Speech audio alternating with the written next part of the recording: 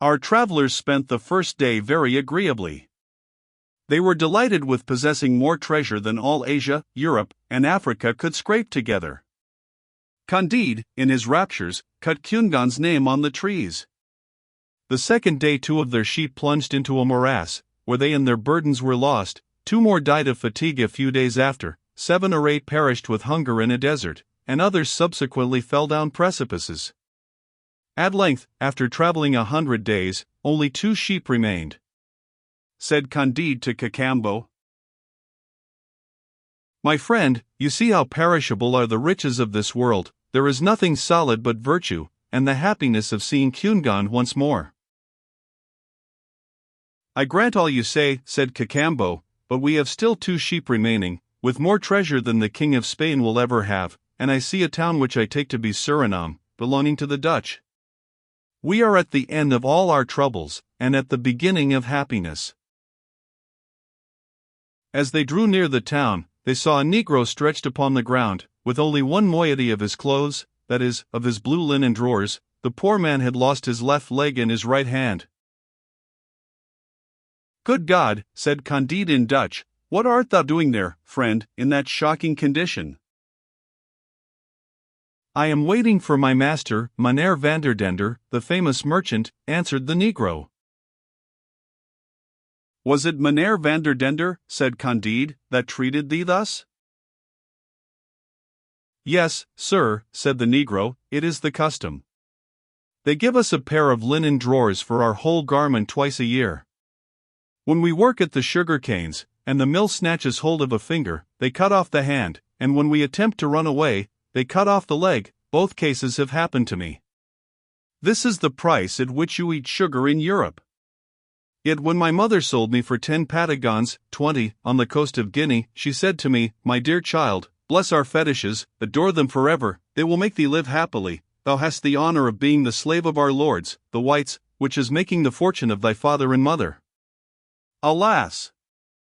I know not whether I have made their fortunes, this I know, that they have not made mine. Dogs, monkeys, and parrots are 1,000 times less wretched than I.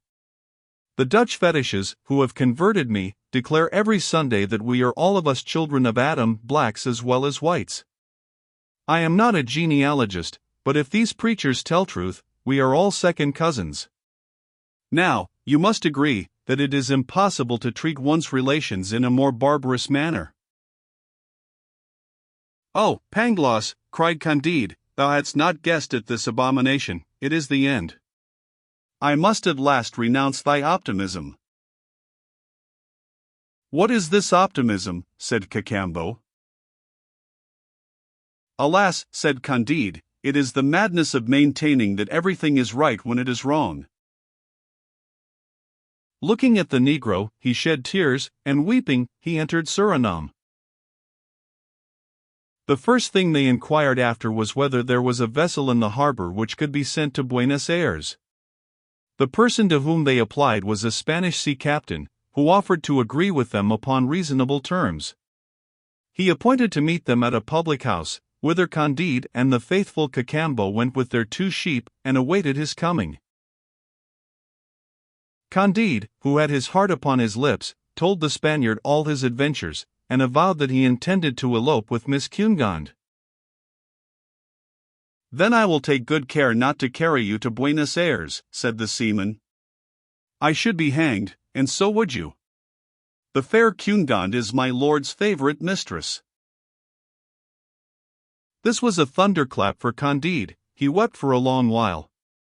At last he drew Cacambo aside. "Here, my dear friend," said he to him, "this thou must do. We have, each of us in his pocket, 5 or 6 millions in diamonds. You are more clever than I. You must go and bring Miss Cungan from Buenos Aires.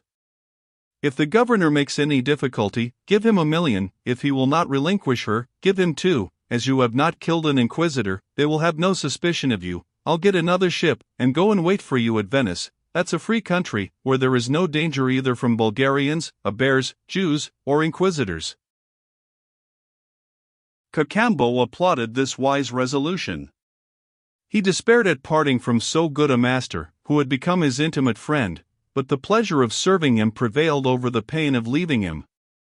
They embraced with tears. Candide charged him not to forget the good old woman. Cacambo set out that very same day. This Cacambo was a very honest fellow. Candide stayed some time longer in Suriname, waiting for another captain to carry him and the 2 remaining sheep to Italy. After he had hired domestics, and purchased everything necessary for a long voyage, Meneer Vanderdender, captain of a large vessel, came and offered his services. "How much will you charge," said he to this man, "to carry me straight to Venice, me, my servants, my baggage, and these 2 sheep?" The skipper asked 10,000 piastres. Candide did not hesitate.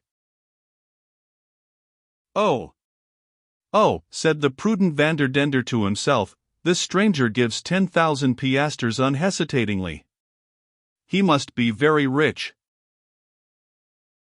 Returning a little while after, he let him know that upon second consideration, he could not undertake the voyage for less than 20,000 piastres.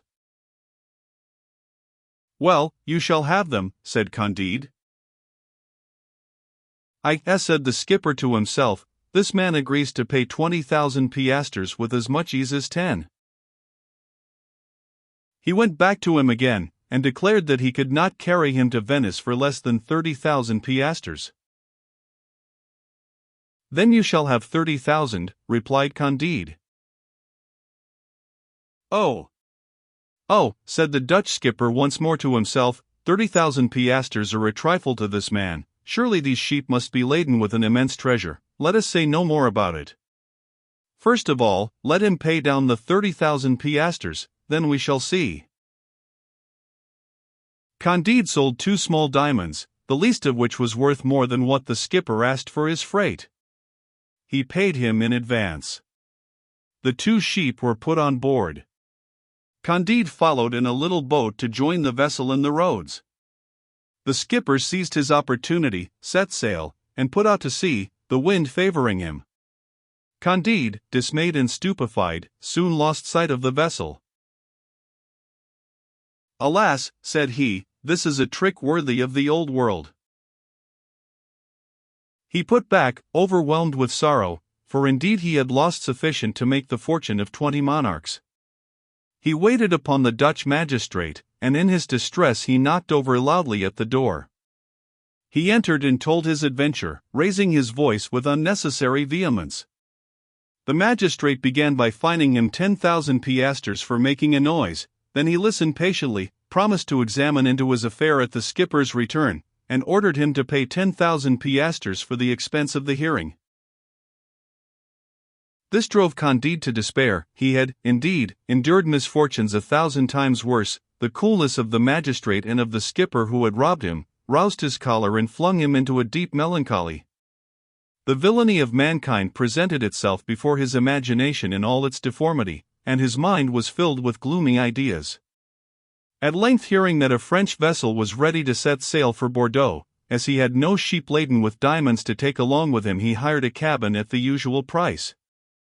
He made it known in the town that he would pay the passage and board and give 2,000 piastres to any honest man who would make the voyage with him, upon condition that this man was the most dissatisfied with his state, and the most unfortunate in the whole province. Such a crowd of candidates presented themselves that a fleet of ships could hardly have held them. Candide, being desirous of selecting from among the best, marked out about 1/20 of them who seemed to be sociable men, and who all pretended to merit his preference. He assembled them at his inn, and gave them a supper on condition that each took an oath to relate his history faithfully, promising to choose him who appeared to be most justly discontented with his state, and to bestow some presents upon the rest. They sat until 4 o'clock in the morning. Candide, in listening to all their adventures, was reminded of what the old woman had said to him in their voyage to Buenos Aires, and of her wager that there was not a person on board the ship but had met with very great misfortunes. He dreamed of Pangloss at every adventure told to him. This Pangloss, said he, would be puzzled to demonstrate his system. I wish that he were here. Certainly, if all things are good, it is in El Dorado and not in the rest of the world. At length he made choice of a poor man of letters, who had worked 10 years for the booksellers of Amsterdam. He judged that there was not in the whole world a trade which could disgust one more. This philosopher was an honest man, but he had been robbed by his wife, beaten by his son, and abandoned by his daughter, who got a Portuguese to run away with her.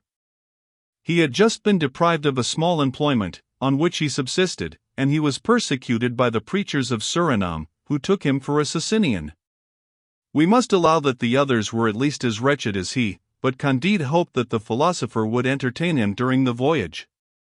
All the other candidates complained that Candide had done them great injustice, but he appeased them by giving 100 piastres to each.